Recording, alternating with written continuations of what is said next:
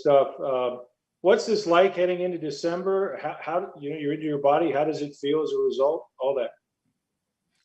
Yeah, the last couple of days have felt like early October mornings, where I've been in the Northeast for a long time. So I've been loving wearing a hoodie for a couple days, and but it's amazing, just to be at this point in the season and then to still be outside practicing today turned into a beautiful day. And I know we have a warm one coming up on Sunday. So, I always kind of came down to Florida in the late in the year. We always played the Dolphins. They were in our conference, and it was pretty tough to adjust to. And just being in it, really prepares you kind of for the heat, because it definitely takes a toll if you're not used to it. But I've loved just being outside every day. And I think being a native Floridian, I was a native Californian for a long time in my life, and went away from it for about 25 years. And you won't catch me dead living in the Northeast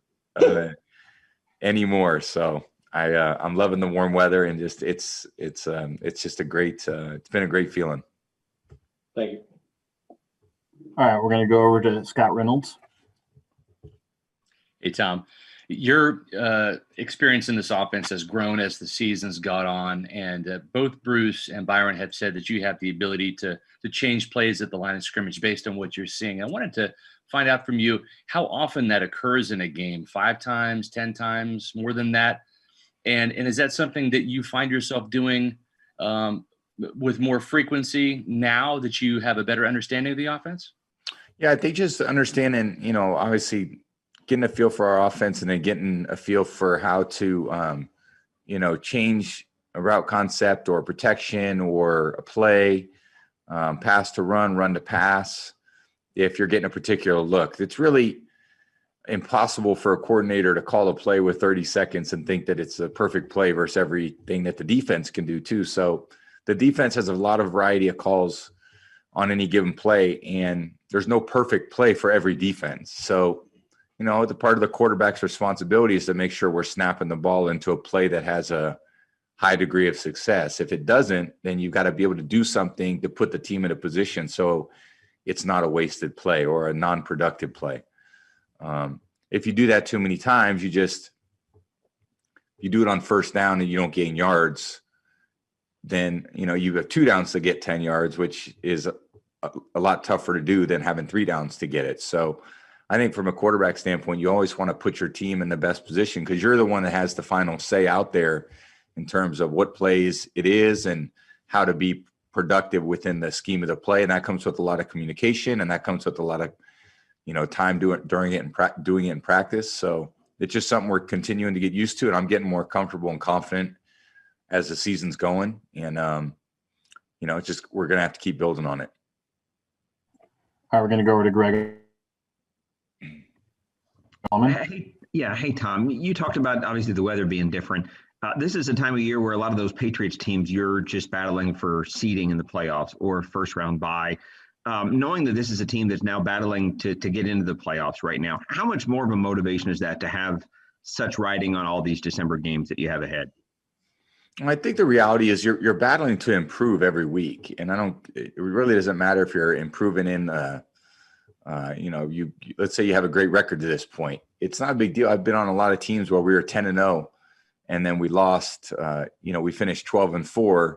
You lose 4 of your last 6 and then don't play well going to the playoffs. You finish 12-4, which is pretty good. But at the end of the day, you're not playing very well going into an important time because you didn't improve, or maybe you lost ground from where you were earlier in the year. I've been 5-5. The first time I was on a championship team, we were 5-5 through 10 games, and then played really well down the stretch. So what you got to do is you got to have competitive stamina, and you've got to have the ability to compete every day and through whatever the situation might be. And no one feels good about losing football games. That's not why we're here. We're here to win games.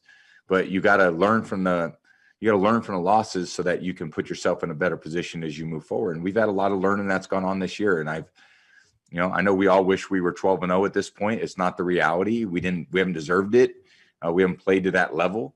But what we have had is an opportunity to learn about each other, what things we're productive at, what we haven't been productive at. And hopefully now, having a week off, understanding, how we need to approach these things going forward, we can play better, really our best football. And that's what December is all about. So we can continue to improve. And wherever that takes us, It's going to be up to us to earn it.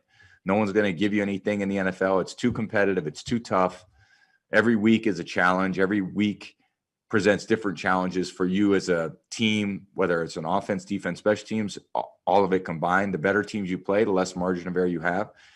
And, we're still working to improve, as I would say most teams are. And if any team thinks they've got it figured out, then, we'll see where that at the end. At the end of the year, there's only going to be one team that's happy with the way the season ends.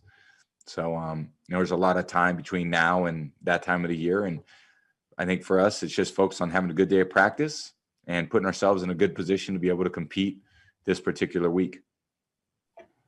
All right, we're going to go over to Jenna Lane. Hey, Tom, something Rojo said to us the other day kind of stuck with me. He said that you told teammates there aren't any rookies anymore, that, everybody's got to step up right now. I'm just wondering if you could elaborate a little bit more on what you kind of told your teammates to get you guys ready for these next 4 games and possibly beyond. Well, I talk to them all the time. You're the quarterback, so naturally you have a forum to do that, and I try to impart whatever I can on them. Whether a young player, again, the people before me gave me a lot of great thoughts, things for me to try to improve either physically, mentally, emotionally, how I could be the best I could be for the team. That's what I try to do with my teammates. So I probably tell them a lot of things over the course of the week in the huddle, out of the huddle, between meetings and so forth. And, I have a good rapport with all those guys. I know, I have a lot of trust in them. They have a lot of trust in me. And you just try to keep building on that. But it's important for all of us. We're all here to do a job. And, we're here to win. We're here to compete. We're here to bring our best every day. And again, even if you lose, which is frustrating for everybody, you can't let that affect you for the following week. You still got to come in here determined, confident, be ready to put your best foot forward the next week. And for the most part, we've done that even after losses.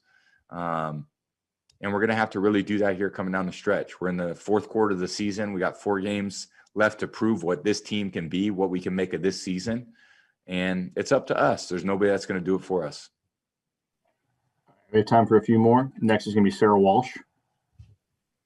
Hey, Tom, I was talking to Kirk Cousins earlier this week, and he was asked if he remembered your first Super Bowl win. And he said, yeah, he remembered watching it at his friend's house. And and then he goes, I was in the 7th grade. And I know none of that's new, but sometimes you hear these guys say it. And even I was like, oh my God, where did this time go? Do you hear those comments still? Do you tune them out at this point, or do you hear those ever and go, yeah, how am I playing against this guy that was in the 7th grade when I was winning my first Super Bowl? I get that a lot. I think it's pretty cool actually. So, I think I'm out there today practicing, thinking, how cool is it that I'm still doing something that I love to do. And I know the day that I'm not doing it, I'm going to miss going out there and throwing the football with the greatest athletes in the world, out on a beautiful groomed practice field, in a beautiful environment. And, it's been something. Playing football has been an amazing part of my life, and the relationships that I've had with my teammates, the coaches I've had.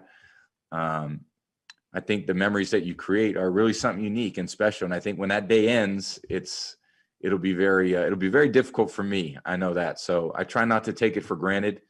And I try to go out there and do the best I could do every day. And I love practicing. I love playing. I love throwing the football. I love trying to improve at the game. I love trying to improve in different ways, sometimes, learning different things from different people and learning different ways to do things. I've had a lot of teammates I've played with over the years. I've had, coaches, a different set of coaches to learn from in this past season, which has been really enjoyable for me. And, hopefully I have a lot of football left to play. All right, we're going to close out with one from Anthony Biasi.